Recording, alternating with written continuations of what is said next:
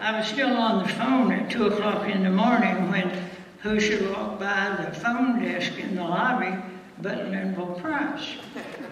Linville had come to the hospital to visit a brother-in-law who had accidentally shot himself in the calf with a .22 pistol a few hours before. "What's going on?" he asked me.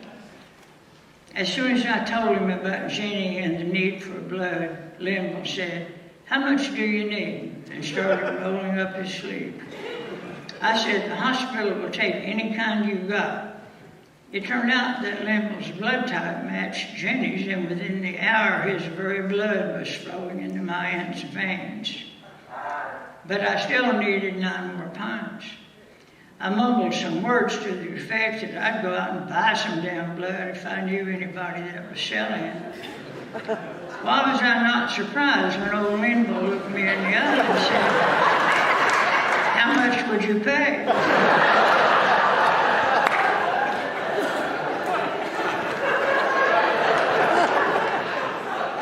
$10 a pint, I said, pulling the figure out of the air. $90 cash right then and there for 9 pints of blood. Linville said, "Get your money ready." And with no more words than that, he turned around and went back out the hospital entrance, still without having visited his wounded brother. 45 minutes later, Linville was back again, this time with a badge on his chest and a .38 pistol in a holster strapped to his hip, and 9 prisoners from the county jail.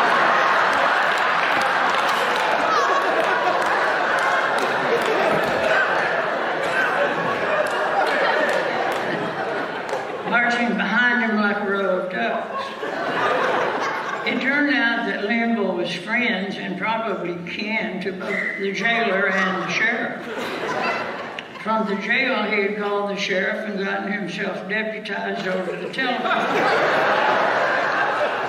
Then he had gone into the cell block and asked the prisoners if any of them would like to go out in town for a few hours, take a nice walk in the fresh air, to the hospital, get a free glass of orange juice, plus a free pack of cigarettes and a good piece of pie, in return for donating a pint of blood on behalf of a woman on the operating table that might die if they didn't do it.